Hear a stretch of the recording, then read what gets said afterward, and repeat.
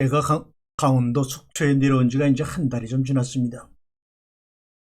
하나님이 일리 가라 하시면 일리 가고 절리 가라 하시면 절리 가고 그렇게 순종하며 살아왔는데 이제 60이 넘은 이 나이에 하나님 왜 속초로 내려보내시는가 아무 연고도 없는데 말이죠. 오늘도 이 말씀을 나누며 잠시 후에 바닷가를 한번 거닐어 볼까 합니다. 걸면서 60평생의 삶을 돌이켜보면 사람은 역시 밥만으로는 살 수가 없구나. 그렇다면 어떻게 나는 살아왔을까? 무엇으로 살아왔으며 앞으로 우리 이 땅의 젊은이들은 무엇으로 살아가야 되는가 하는 것에 대한 고민이 저의 고민뿐만 아니라 이 방송을 듣는 우리 모든 형제 자매들의 고민이 아닌가 생각을 하게 되었습니다. 그래서 오늘은 어떻게 빵만으로 밥만으로 살 수 있는가? 할 수 없지요. 그렇다면 무엇으로 살아야 하는가? 라는 말씀의 양식을 함께 여러분들과 나누어 볼까 합니다. 그러기 전에 우리 하나님이 창세기 1장에서 하나님이 처음으로 말씀하신 자신의 말씀 중에서 가장 많이 사용한 말씀이 바로 뭡니까? 토부 좋았더라 좋았더라 좋았더라 좋았더라 좋았더라 힘내 토부며 심히 보라 심히 좋구나 라고 말씀하신 토부라는 단어입니다. 우리 하나님이 얼마나 긍정적인 분입니까? 이 창세기 1장에는 하나님에게나 우리에게나 정말 아름다운 단어들만 기록되어 있습니다. 창세기 1장을 히브리어 성경으로 보게 되면 그것은 우리가 말하는 시의 형태로 기록된 것입니다. 다 19절입니다. 이 시로 기록되어 있는 이 구절을 논설문이니 수필문이니 일반 문장으로 알고 이해하고 또 그렇게 번역한 것을 보고 있으려니 여러분이 이해가 안 되는 것도 그냥 하나님의 천지를 창조한 이야기라고 신화처럼 넘어가는 것도 진화론과 창조론자들이 싸우는 것도 이해는 됩니다. 그래서 도대체 하나님이 그 중에서도 이 토부라는 단어 정말 좋구나 좋구나 라고 하신 단어가 도대체 우리말 그대로 좋구나로만 끝나는 단어인가? 도대체 이것을 알지 못하면 무엇을 보시고 그렇게 좋다고 하신 하나님의 알파 오메가 처음과 끝 시작과 나중을 알 길이 없어요. 이것을 알지 못하면 하나님이 좋아하심을 고백한 이 토부를 알지 못하면 하나님이 무엇을 좋아하시는지 알지 못하면 성경을 아무리 읽어나가도 우리는 하나님을 만날 수 없고 하나님을 만나지 못하면 정작 내가 누구인지도 깨달을 길이 요원합니다. 그래서 토부라는 글자를 한번 여러분에게 보여보겠습니다.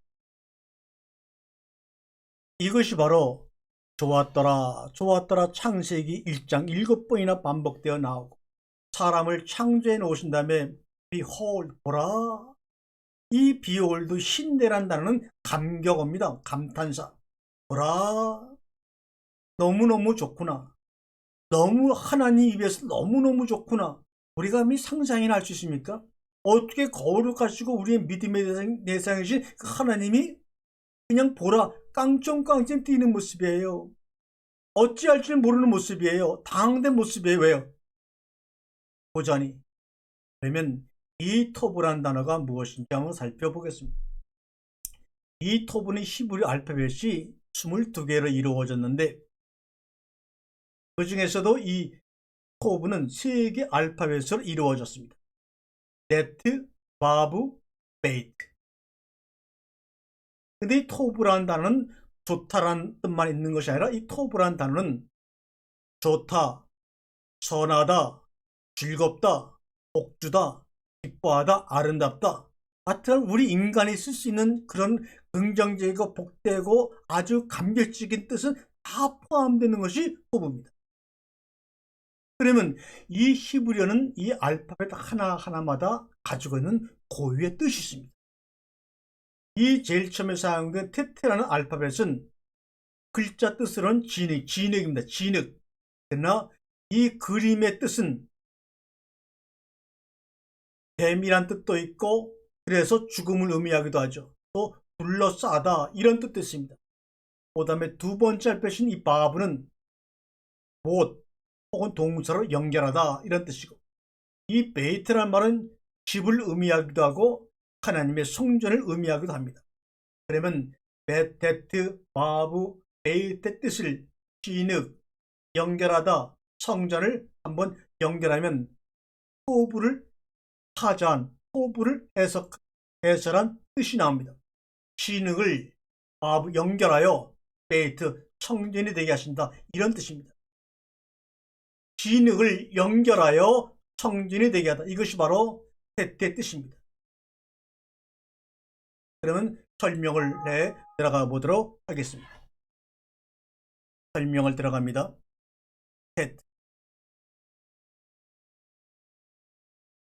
그럼 진흙을 연결하여 성전이 되게 하신다는 뜻이 바로 테트라고 하는 토브라는 그 글자 안에 포함되어 있습니다.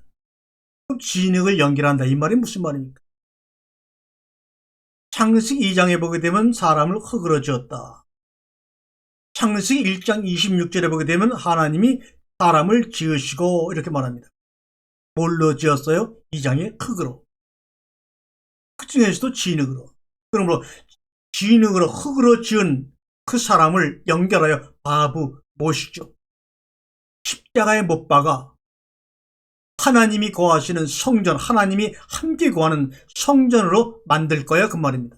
이것은 바로 하나님의 말씀으로 지음받은 창조된 사람으로 너를 완성시킬 거야 그런 말입니다. 흙으로 만들어진 너 아담을 내가 나의 죽음과 함께 너를 십자가에 못 박혀 죽여서 하나님과 네가 함께 거하는 그릇, 보와 성전이 되게 할 거야. 이런 뜻이 토브라는 글자 안에 포함되어 있는 것입니다. 그러므로 이 흙으로 지금 네가 비록 만들어져서 생로병사 희로애락을 살아가는 역사의 한복판에 너희가 어려운 삶을 살고 있지만 내가 너를 내 아들 예수 그리스도의 십자가의 죽음과 함께 못 박혀 죽게 함으로 말미암아 생로병사와 희로애락을 통하여 너희의 삶이 십자가에 못 박혀 죽게 함으로 말미암아 너와 내가 하나 되어 성전을 이루는 그런 안식의 자리로 끌고 갈 거야 라는 말씀이 이 말씀 속에 숨겨져 있는 것입니다.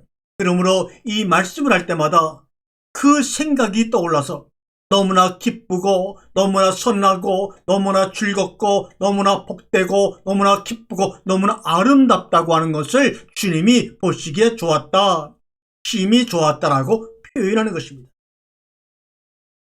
그런데 이 말씀드린 테트라고 하는 토브라는 단어에 가장 먼저 쓰인 테트라는 알파벳은 구약 성경 중에서 가장 적게 사용된 알파벳입니다. 이 단어 속에는 뱀이라는 의미도 있고 죽음이라는 의미도 있기 때문에 선과 악을 동시에 의미하는 역설적인 알파벳이기 때문에 함부로 쓰일 수가 없어서 일반적인 단어에는 테트를 사용하여 단어를 만들지 않았습니다.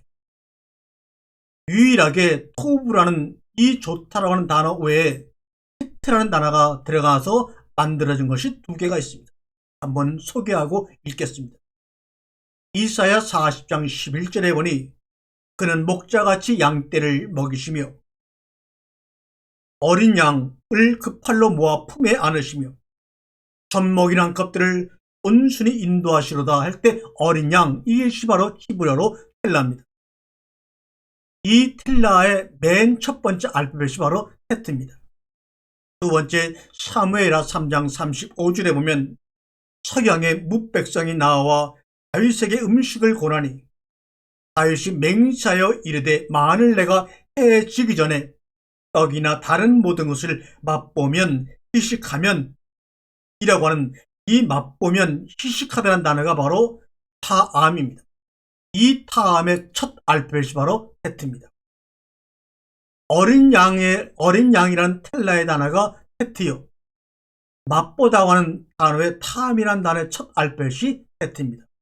그러므로 토부, 텔라, 타암, 좋다, 어린 양, 맛보다는 말이 바로 첫 알파벳이 똑같이 테트입니다. 유일하게 이 세 글자만 테트로 시작을 합니다. 그러면 어린 양이 누굽니까? 예수입니다. 어린 양 예수를 먹음으로 말미암아, 어린 양 예수와 함께 십자가에 못 박힘으로 말미암아 너희가 성전이 될 거야 라는 말씀을 우리에게 하고 싶어서 히브리어 알파벳 22개 글자 중에 테트라는 글자는 오직 호브의 첫 알파벳, 어린 양 텔라의 첫 알파벳, 먹다는 히브리어 타함의 첫 알파벳만 쓰였던 것입니다. 이렇게 어린 양, 맛보다, 먹다, 이 좋다라고 하는 세 개의 단어를 통해서 흙으로 만들어진 너희들을 십자가로 인도하여 못 박게 하여 너와 내가 함께 공존하는 하나님의 전 거룩한 성전 안식의 자리로 만들어 나갈 거야 라는 것이 창세기 첫째 날부터 마지막 일곱째 날까지의 완성입니다. 그 과정, 첫째 날과 둘째 날 사이의 과정, 둘째 날과 셋째 사이의 과정, 셋째에서 넷째, 넷째에서 다섯째, 다섯째에서 여섯째 사이의 그 수많은 눈에 보이지 않는 시공간의 그 삶이 생로병사요 희로애락으로 우리에게 경험되어지고 몸으로 부딪히는 우리 인간들의 삶의 세계입니다. 이 토부라는 단어 속에 얽혀져 있는 하나님의 진귀한 뜻을 흙으로 만들어진 너희들을 십자가에 못 박게 하여 성전이 되게 할 거야. 나와 내가 하나가 되게 할 거야. 라는 그 말씀의 깨달음, 그 지혜를 얻은 자에게는 생명나무라. 지혜를 가진 자는 복되더라고 주님께서 잠언 3장 18절에 그래서 말씀을 하고 계신 것입니다. 또한 성경은 사람이 빵만으로만 살 것이 아니오라고 말합니다. Man shall not live by bread alone.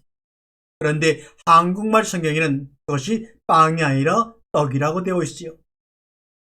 보병의 기적을 해석한 성경에도 한자 떡병을 써서 떡이라고 표기하고 있습니다.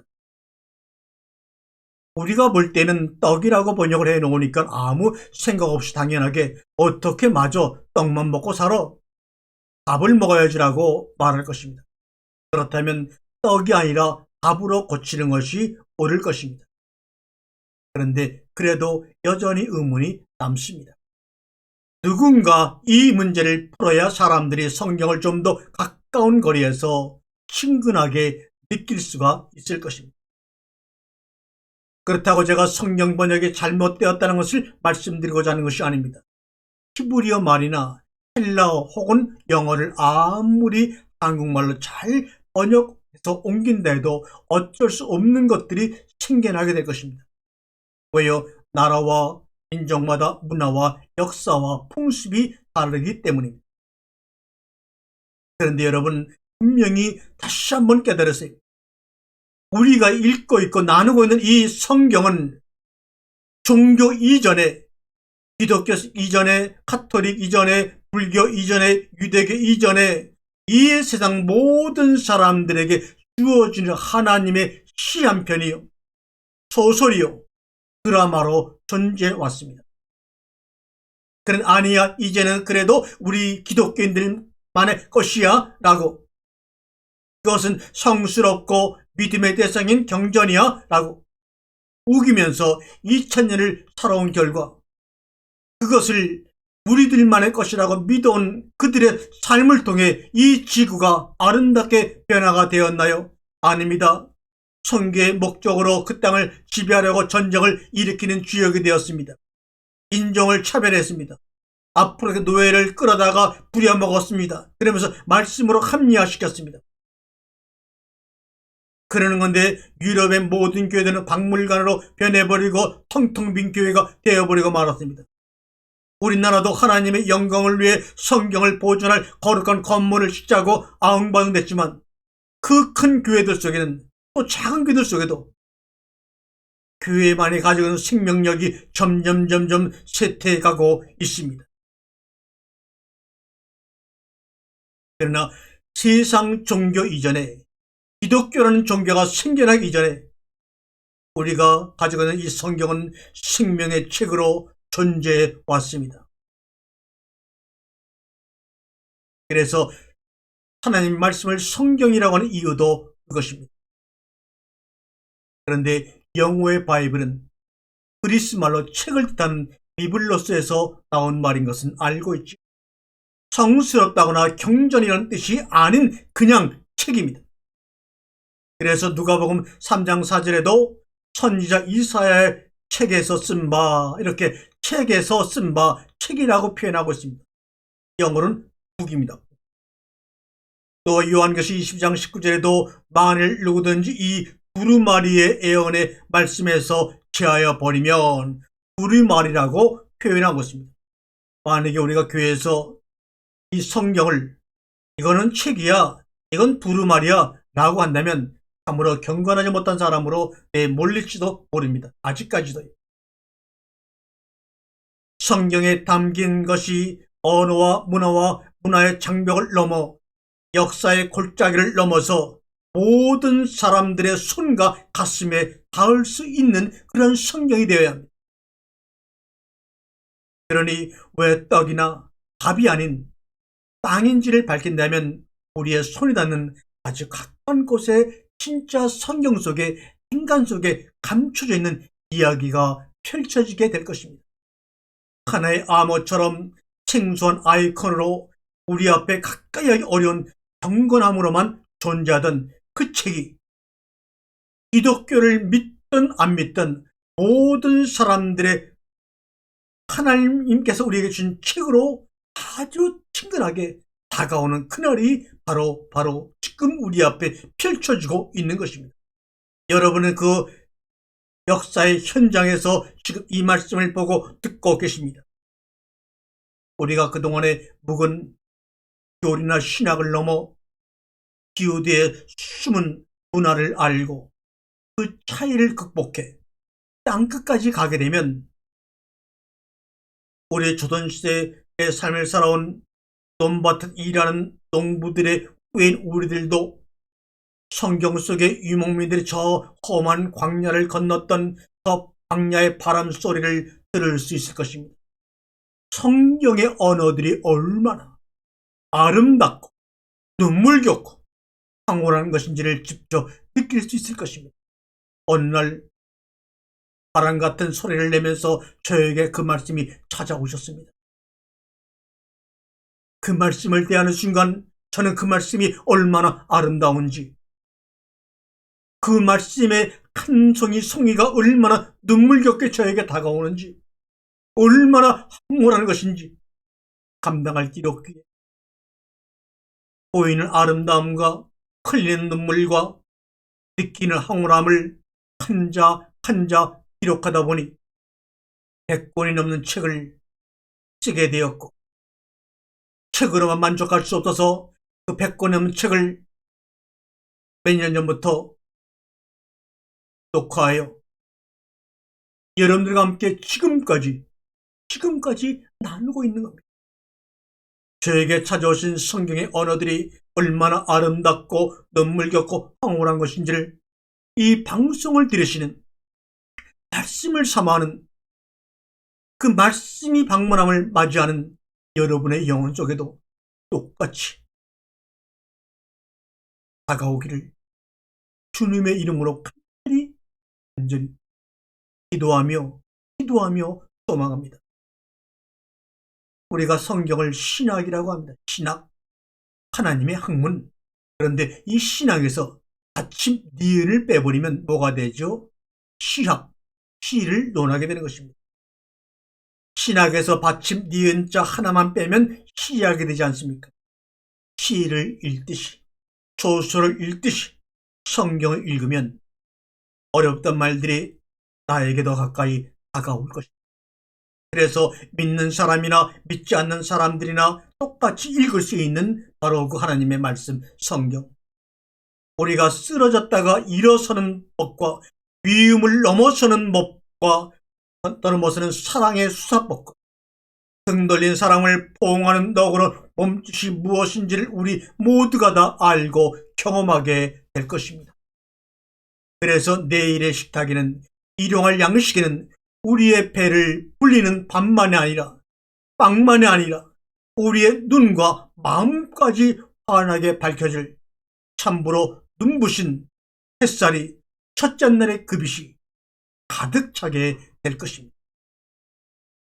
사랑하는 성도 여러분, 사랑하는 나의 형제 여러분, 나의 또 다른 당신들이요. 이 땅에는 곡식을 거두기에도 넉넉지 않을 그 땅에 옷을 심는 사람도 있습니다. 허기진 배를 물 한 대접 물로 달래면서도 시를 곡을 쓰는 사람들이 있습니다. 어떤 이들은 노래를 부르고 사랑을 하고 꿈을 꿉니다. 그때 누군가 옆에서 심술궂게 말합니다. 아니, 꽃이 밥 먹여주니?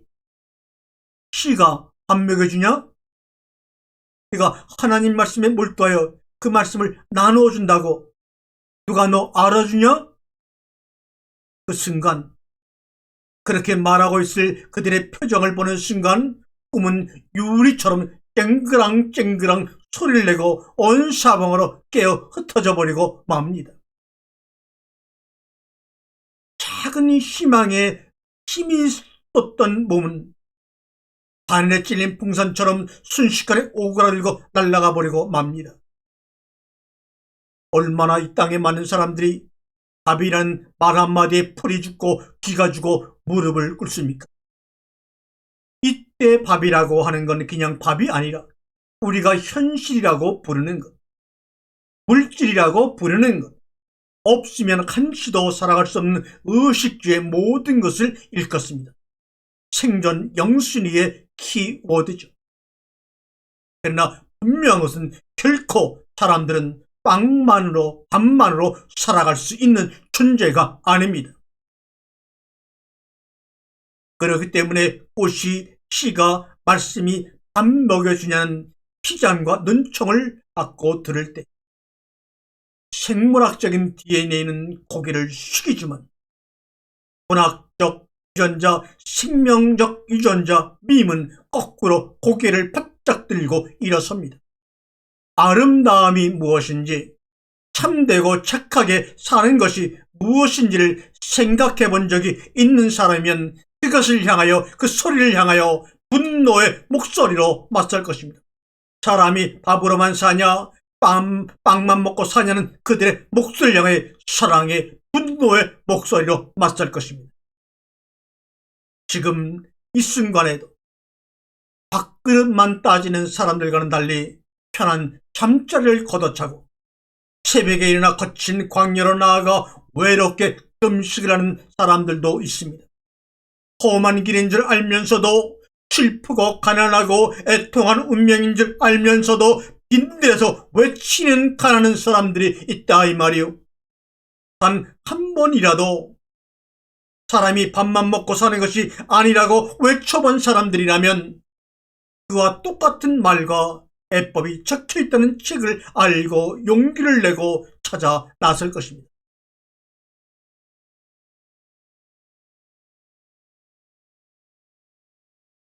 밥이 무엇이기에 우리처럼 주눅들게 하고 슬프게 하는 것일까요? 그러면서도 왜 허기진 배를 틀어지며 까치발을 하고 하늘을 향해 올려다보는 것을 포기하지 않습니까? 그런 의문이 떠올랐을 때 우리가 펼쳐보아야 할 한 권의 책이 있습니다. 그 책은 나온 지가 1000년이 넘습니다. 바로 그 책, 지금도 세계에서 가장 많이 읽히고 있는, 여러분과 지금 나누고 있는 책, 바로 그것이 성경입니다. 사람은 밥으로만 사는 것이 아니라는 말이 쓰여져 있는 바로 책이죠. 40일 밤낮으로 굶주리신지라 시험하는 자가 주께 나와서 이르되, 내가 만일 하나님의 아들이거든 명하여 이 돌들이 떡덩이가 되게 하라. 예수께서 대답하여 가라사대, 기록되었을 때 사람이 떡으로만 사는 것이 아니요 하나님의 입으로부터 나오는 모든 말씀으로 살 것이라고 신명기 8장 3절을 인용하시면서 마태복음 4장 4절에 나오지 않습니까? 그런데 성경에는 밥이란 말이 단 한 곳에서도 나오지 않는군요. 하기야 2000년 전엔 이스라엘 사람들이 무슨 쌀밥, 보리밥, 현미밥을 먹었겠습니까? 당연히 밀가루로 급히 만든 빵이었겠죠. 그런데 위에 성경 구절을 한번 읽어보셔요. 빵이 떡이라고 되어 있죠. 그래서 밥을 주식으로 먹고 사는 한국 사람들이라면 누구나 고개를 갸우뚱할 것입니다. 세상에 떡만 먹고 사는 사람들이 있나? 별 이상한 소리를 다 듣겠네. 그러고는 사람이 어떻게 떡으로만 사나? 밥을 먹어야지라고 할 것입니다. 알다시피 떡은 주식이 아닙니다. 어쩌다 특별한 날이나 먹는 결식이죠. 그래서 떡을 보면 아니 이게 웬 떡이야? 라고 합니다. 밥을 보고 웬 밥이냐고 말하는 사람은 한 사람도 없습니다.